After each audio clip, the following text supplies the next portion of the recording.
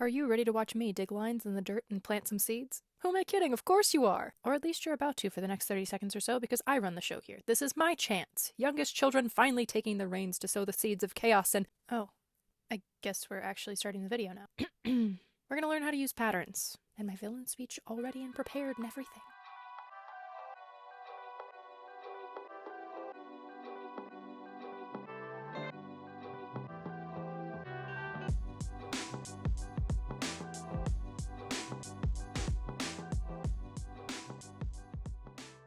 Hopefully I'm going to be in frame for this. I'm not sure that I'm going to redo it if I'm not. I've got patterns, and we're going to do some learning because, you know, sewing, right? You gotta learn things sometimes. Yeah, so we're gonna do some basics, just some basic tops, and just have some different styles of tops and learn things from some patterns. What I'm gonna do is get out the pattern types that I have. I'm gonna cut things out right now, and then that's like half the battle. But like once I have everything cut out, then I'll start making them, but I don't know that I'm gonna make them all today or even all in one sitting, so I'll probably break it up. But like in total, I'm hoping it's only gonna take me like a 24-hour span in terms of that. Maybe I should time it. Should I time it? We'll time it and add up how much time it took to do the total of all of them, I guess. I don't know. I have a total of 3 patterns that we're going to try making, and to begin I had to match up pattern with fabric and decide what exactly I was making with each. My overall thought was that each was chosen for a different design element that I wanted to try sewing, but I hadn't really ever gotten proper instruction for, and 2 of them ended up having very similar flounced portions for the lower half of the top. When I bought the pattern I really didn't clock that, but I wanted one that was more like a tank top, sun top,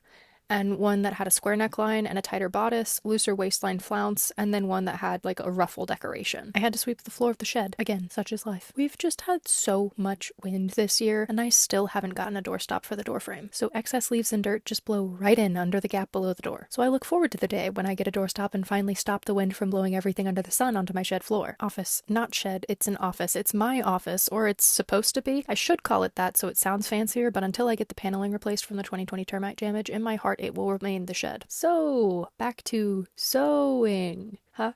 Okay. I already cut out the pattern pieces from the tissue paper that came on the night before I started this, and it probably took me about an hour total with the help of my cat, but to begin today, I'm just going to work on cutting out the fabric pieces for each pattern. Having POTS is really fun sometimes. I don't know how much y'all know about POTS, the health condition, not the smokable plant, but sometimes it gives you a fun little heart rate check-in every so often, just to make sure your body is aware it is not, in fact, running a marathon, but like, your heart could manage to do that, you know, if you wanted. Just saying. When I went to buy these patterns and fabric, my mom was at the craft store with me for her own mission, but she ended up hanging out with me while I tried to find all my bits and bobs to create these monstrosities, and I wasn't initially gonna buy a pattern, but they were on sale. And the fabric I bought was on clearance, so like if that isn't a sign from above to start working on a new sewing project, I don't know what it is. I don't know how many patterns you've worked on in your life, but typically they have a small note on the back about the notions you need to finish the project. And a notion is basically anything aside from your fabric that you might be using, like your zipper, your lining fabric, your ribbons or buttons or rickrack. Got it? Cool. So since my mom was with me and she is a sewing queen, as in she used to make figure skating competition dresses for my sister and almost every dance dress we wore for high school,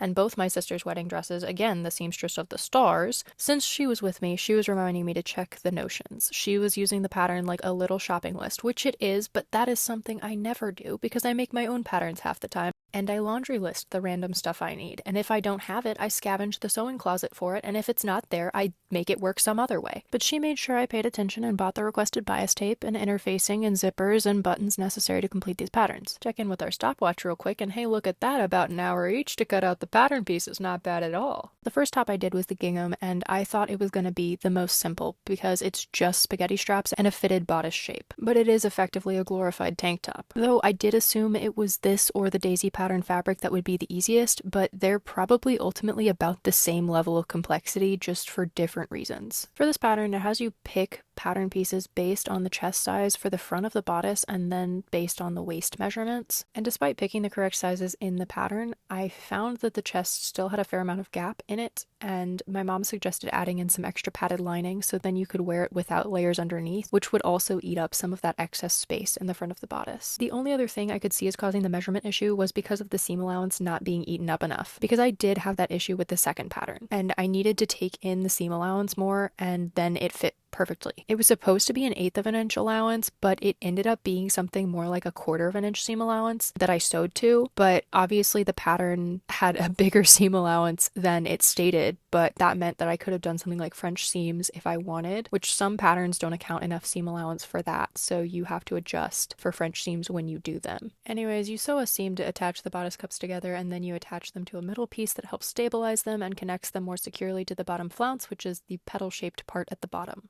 And I cut the exact same pattern shapes for the bodice, excluding the flounce, out of a white cotton lining fabric, which I then connected wrong sides facing outwards along the top neckline, flipped them back to right sides facing outwards, and then attached the flounce to the unfinished edges of the bodice fabric and French seamed them together so that the end seam would be finished with no serger or zigzag stitch required. So I was making some quick rolled fabric spaghetti straps, and then I ran into a small snag. And snag one was that the back didn't even meet up the seams in the right places. I ended up moving the flounce twice because it wasn't centered right, even though I folded the bodice in half to try and center it, but who knows, a dark wizard was probably at work during this project. And snag 2 was that the top fit, but when you attach the zipper per the zipper length that the pattern requested, it did not unzip in a way that you could fit over your shoulders or your hips or sideways. There was no physical way to get into the top the way it wanted. Once I got the pattern pieces and my mental state centered to the best of my ability, I first made sure that the top would actually fit if I took in about 2 inches on both sides. So I did fix this pattern issue because I rolled the edges in that were the excess fabric and it did still fit, but now I ran into snag number 2, which was that the zipper length they requested in the pattern was not long enough to unzip the top and fit it over your shoulders or your hips or sideways. I have no idea what they were thinking. So what do?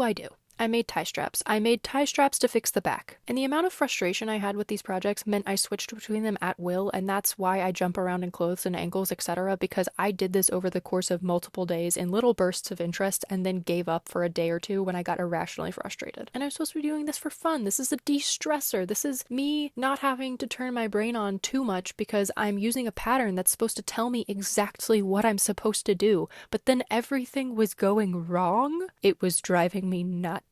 And you know what I saw recently as well? I saw people putting elastic into the straps of camisole spaghetti strap tops, and this is awesome because it allows straps to be more adjustable without extra hardware being needed. But I am hesitant to use too much elastic as eventually it needs replacing, and it's just a whole other beast to replace old elastic and things. Okay, I avoid it at all costs. But using elastic is more in line with most camisole spaghetti strap tops, even with the adjuster hardware, because it usually is an elastic strap with adjusters and stretchy fabric for the camisole material itself, but just attaching the elastic doesn't always look very nice if you don't cover it with lace or have elastic that matches the pattern or color of your main fabric. This is a very clever way to hide the elastic in a fabric tube, which then makes a non-stretchy fabric stretchy and also coordinates with the overall look if you don't have an elastic that is the same color as your fabric. However, I had already made the straps for this top by the time I saw the elastic trick to make the straps adjustable, so I wasn't about to remake them. No way. So instead, you just get these plain spaghetti strap tops without adjusters and without elastic. You're welcome. So we'll check in with our timer and then we'll move on to the next top.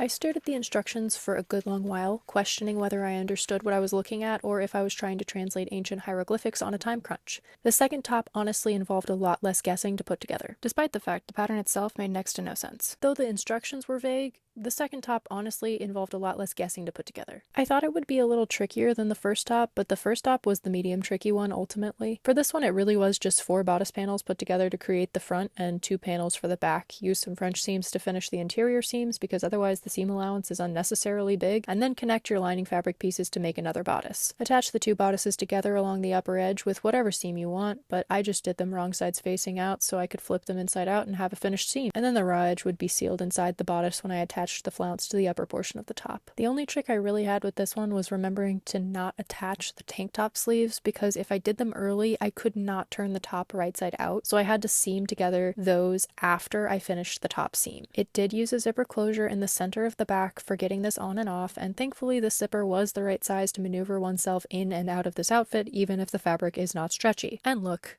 I can be a bit of a perfectionist, mostly at myself, because for whatever reason God gave me the instincts of a shrewd and miserly old woman trying to haggle the best deal at the market, and I will not settle for less. I have high standards for what I expect myself to be able to produce, and sure, I think lots of people agree with the sentiment that most of the time we are our own worst critic, hence why I tend to be slow to upload videos, not only because I am busy with life and I don't intend to make this something I burn myself out on, but beyond burnout in physical time constraints and energy, there's the mental barriers. I don't know about y'all, but I will absolutely get in my head about whether or not I'm producing something I can be proud of. When really, the most proud I am of myself with these projects and videos specifically has been when I genuinely had fun and gave myself the time to breathe and work through problems and make the end product into something I like, flaws and all. I'm still figuring out what I want to do, and I've realized as I've gone along that I don't always have to complete a project start to finish before I upload something, but I do have to change how I look at the problem to remember I'm not failing at completing the project, I'm just changing the motivation of where I find a temporary stopping point. Didn't Da Vinci say something about art never truly being finished? And not everything has to be deep and profound. Sometimes you just want to talk about the silly little things you did during your week that made it all the more enjoyable. Like dancing in the rain, or drinking fresh lemonade in the sunshine, or laughing while watching a lizard run around the yard really fast with their wacky little speedy feet motions. I don't know, I'm no philosopher and I play in the dirt for a living, but I think we could all stand to give ourselves a little more grace in our self-imposed deadlines and remind ourselves and each other that it's okay to take a break or let yourself enjoy the journey more than the destination. And oh, would you look at that, we're starting another shirt. This last shirt was by far the most difficult to decipher the pattern sheet on. Pin ruffle and band to upper. Can you stop that, please? Thank you.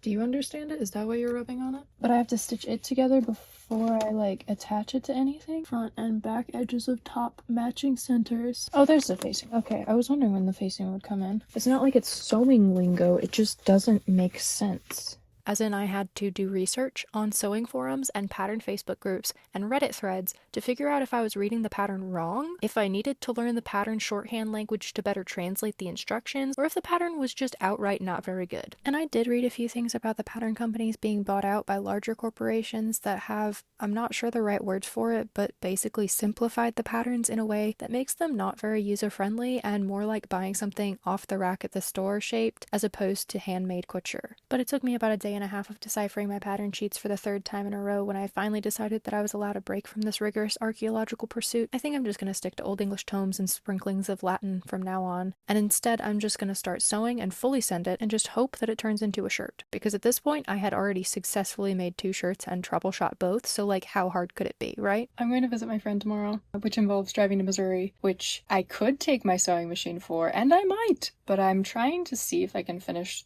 this last one today, just because I feel like making an excessive deadline for myself. I'm halfway done. I don't know. Putting together the base of this top was really not very hard. The only weird thing was that rather than rolling the edge of the armhole, you just attached bias tape and covered the raw edge of the seam with that instead of making a proper seam, which was kind of weird. And that was the only place you used bias tape, which was also weird. Why did I buy bias tape? I didn't need bias tape for this. This was unnecessary and just strange, but okay. And y'all, hate is a strong word, but I can confidently say I strongly dislike making ruffles, as in strongly dislike. They took forever to attach, but they took even longer to get pulled evenly across, and why are they so wobbly, even with the double stitch for bracing? Where are they going? Why won't they stick down where I need them to be? I'm never making a ruffle shirt again. I cannot deal with this sort of stress. I attached the neckline. It did... the gathers. This is not gonna make sense. The gathers needed to be attached here on the front and the back. Didn't tell me to do the back, just told me to do the front. But I couldn't figure out how much I needed to gather until I attached the necklines. And it told me to gather many steps ago. And then it's also gonna leave so many gross ends of seams. It had me use bias tape, but only for one part. Oh my gosh, I'm just stressing myself out. I just need to not stress out about it. It's fine. It's fine. I also think I know how my brain works, and since their brain is working in a different way, which is it you're learning a language, it's just a different language. I'm having to use my brain, and that's fine, but also the whole point was that they would be using their brain and I wouldn't be using mine. Because they're supposed to be the smart sewing people. I'm not supposed to have to do this. Not supposed to have to problem solve for them. It's fine. Yeah. The ruffles sort of gave me a mental breakdown, or 7. And honestly, of all the tops, the blueberry ruffle one is the one I like visually the most. But actually wearing it has been a bit frustrating. Like, ruffles are not exactly my usual style, but I don't even think it's the ruffles that make it strange to wear, but rather that it seems like it needs to be tucked in to look cohesive. Otherwise, it looks too boxy around the middle. And with a cotton fabric that doesn't have flow to it, even though that's a fabric the pattern itself recommended, but wearing it like tucked into jeans feels way too long. But I haven't tried a skirt. Ooh, like maybe a denim skirt? You know what? Let me go try that on right now because maybe that's it. I may prop you up down here for a second. Couldn't get the microphone to work with the other device, so it's because I couldn't get the phone case off. It's stuck on there like I super glued it. We love to see it. I was trying to show you what this looks like, and since you can't see the bottom, it's not gonna help. Okay, hang on. I gotta like move you again. Sorry. Okay, I'm putting you on some books so you're a little bit higher up. The visual is so not right. Focus. Can I turn you sideways? I don't know if I can turn you sideways. Oh, okay. You've got a book, but like you can kind of see. I think it looks better tucked in, and it's a little puff at the top, and I prefer the puff. But like it's not great. It's not awful, but it's not great. Like it's not meant to be tucked in, okay? Like it's not very long. This is more so the dream. This is it. The top is like I need to tack it down, but this side stays down. This side feels like it's tacked down somewhere.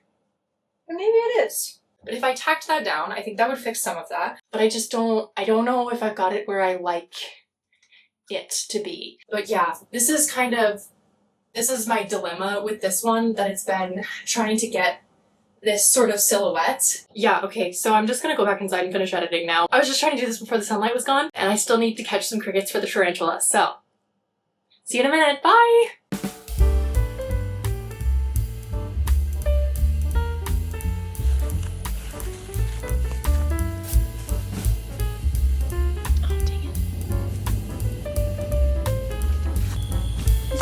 Fresh cicada.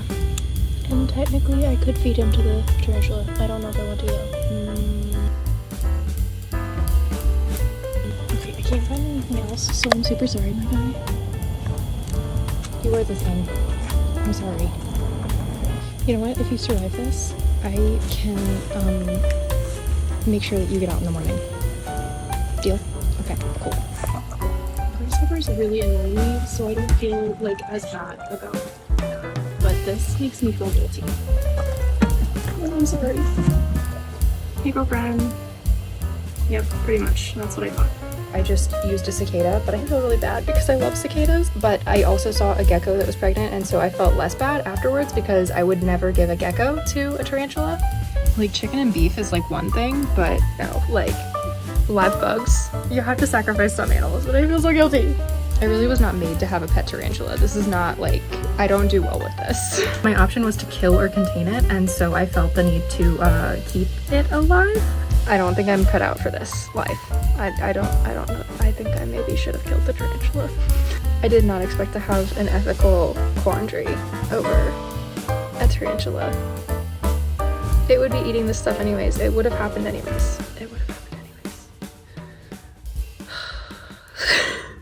I finished this project and then drove straight to Missouri to gift the dresses from April to my friend since I never got a chance to mail them. And then on my first day back in Texas, I went paddleboarding with a friend, and why exactly am I telling you that? Because even though I slathered myself in a reprehensible amount of sunscreen that should have had the very notion of skin cancer shaking in its boots, I still got a sunburn. So I've got a clip of walking my pets the other day wearing one of these, and then I guess I'll just have to put in an update where I've actually attempted to wear all of them. Okay, bye.